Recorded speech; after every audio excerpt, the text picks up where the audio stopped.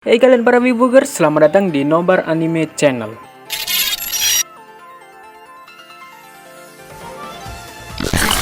Kali ini gue akan nge-review anime Sumatsu no Valkyrie. Gue nontonin anime ini, gue kayak berasa gue nontonin Non-Non-Biyori, X-Arm sama Goblin Slayer itu. Tapi lebih bawahnya lagi itu. Gue lihat dari story anime Sumatsu ini, ceritanya ini sangatlah simple ya. Ceritanya hanyalah dewa yang ingin memusnahkan umat manusia. Lalu si Valkyrie itu menolak dan akhirnya pun perang antara dewa melawan manusia terjadi yang disebut Ragnarok gitu. Gue gak bisa jawab apakah ceritanya ini bagus atau tidak. Cuma kalau menurut gue sendiri sih ceritanya nggak buruk-buruk amat gitu. Tapi kebanyakan dari anime Sumatsu no Valkyrie ini lebih menceritakan ke backstory karakternya. Bahkan backstorynya itu kayak menuju ke plot armor, yang dimana menceritakan flashback di setiap karakternya yang pada saat karakternya itu ingin mengeluarkan kekuatan dahsyatnya gitu, ingin mengeluarkan jurus OP-nya gitu loh. Ya contohnya aja kayak si Eren Yeager yang cuma bisa teriak di dalam perut Titan, habis itu tiba-tiba dia berubah jadi Titan juga gitu.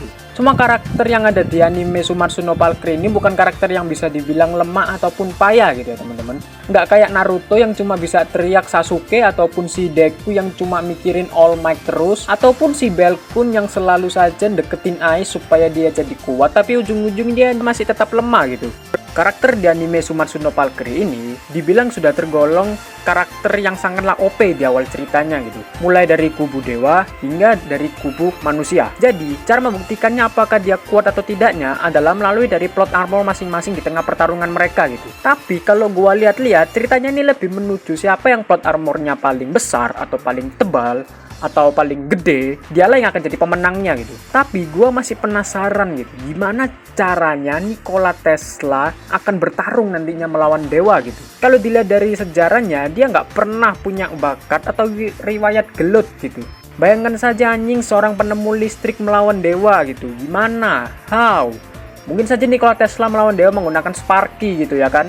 Untuk background musik di anime ini, gue nggak begitu memperdulikannya, soalnya gue nonton anime ini hanya fokus pada battle royale mereka saja gitu. Jadi ya gue masih bodo amat lah ya sama musiknya gitu. Untuk penggambaran karakternya ini gue maunya sih mencaci maki sih. Cuma gue nonton anime ini secara ilegal, jadi ya mungkin gue akan mencaci maki dengan cara halus saja lah ya.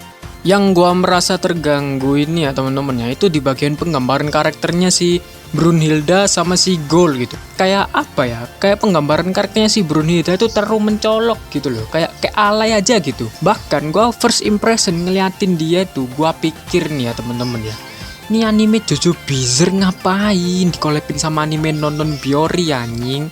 Soalnya si Gold itu ya teman-teman ya, si adiknya Brunhilde, si Gold itu gambarannya itu lebih kayak ke Komari Senpai malahan. Sedangkan si Brunhilde itu menuju ke Jojo Bizarre gitu loh.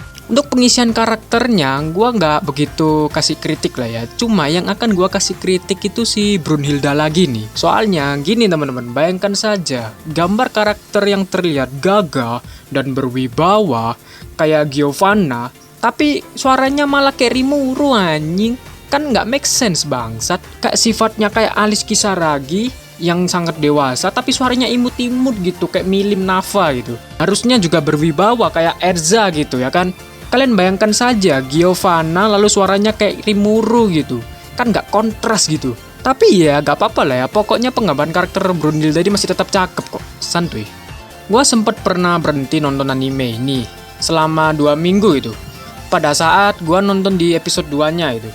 Ya kalian bayangin aja gitu, kalian nonton plot armor atau flashbacknya si Thor itu selama 6 menit gitu, dengan kualitas warna gambar hitam, coklat, putih itu. Itu sama saja kalian kayak ngelihat petanya Black Clover selama 6 menit anjing. Nggak ada GB, nggak ada CMYK sama sekali gitu.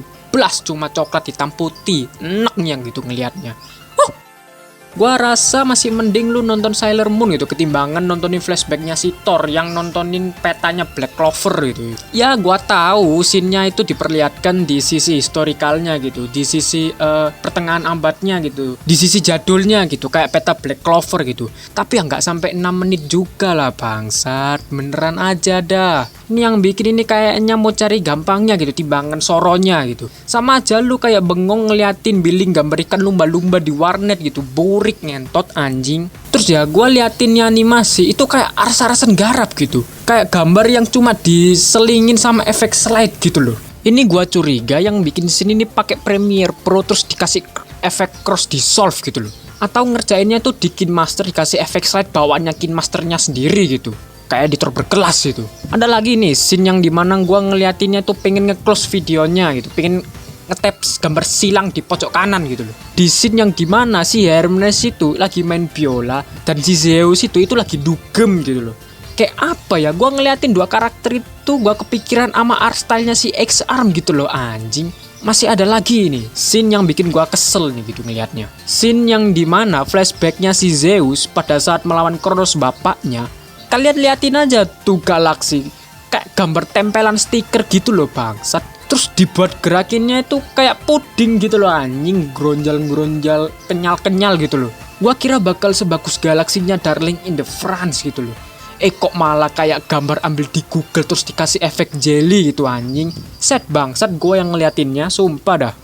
Ngeliatin anime ini entah kenapa gue tuh kepingin nge-close gitu loh. Enak ngeliatin anime ini, sumpah loh. Kalian bayangin aja, lihat naga ngeblur itu. Bayangkan anjing naga bisa ngeblur bangsat. Kayaknya salah pakai lensa kamera ini, kepake lensa fix gitu. Cuma fokus ke satu objek aja, terus di belakangnya objek lainnya tuh ngeblur gitu. Ya positif thinking aja lah ya. Mungkin lensa kameranya rusak gitu atau ketelesut gitu. Jadi mau nggak mau harus pakai lensa fix gitu. Terus transisinya yang pakai cross dissolve atau pakai transisi slide bawaan KineMaster gitu. Terus art stylenya Brunhilde lagi yang kayak Jojo di collabin sama Non Biore gitu. Giovanna collab sama Komari Senpai itu, main petak umpet gitu sama Renge gitu. Terus ada lagi nih scene yang diperlihatkan penontonnya Ragnarok di kubu dewa sama manusianya nih. Gua ngeliat di kubu manusianya ini gua masih nggak masalah, masih oke, masih normal lah ya. Tapi yang gua bikin bingung itu di kubu dewanya gitu loh. Ini apa anjing? Kalian bayangin saja bangsat, di kubu dewa ada Lucifer anjing, ada Beelzebub bangsat. Dewa petarungnya art stylenya cool banget, keren, menawan, gagah, berani. Lah tapi dewa penontonnya kok malah kayak musuh Bima Sakti anjing. Sama kayak penduduknya anime Slime Taos Tesan Byakunen bangsat. Gak ada sangar-sangarnya blas itu loh anjing. Bahkan masih sangaran karakternya musuh Bima Sakti gitu, sama Slime Taos Tesan Byakunen gitu, ketimbangan penonton dewanya gitu. Kan seharusnya penontonnya juga ikutan sangar gitu loh, kayak petarung dewa lainnya gitu, kayak Thor, Poseidon sama Brunhilde. Nggak kayak Laika bangsat, nggak kayak Kobayashi anjing. Gua sempet nge-skip scene yang dimana petarungnya Adam melawan Zeus itu.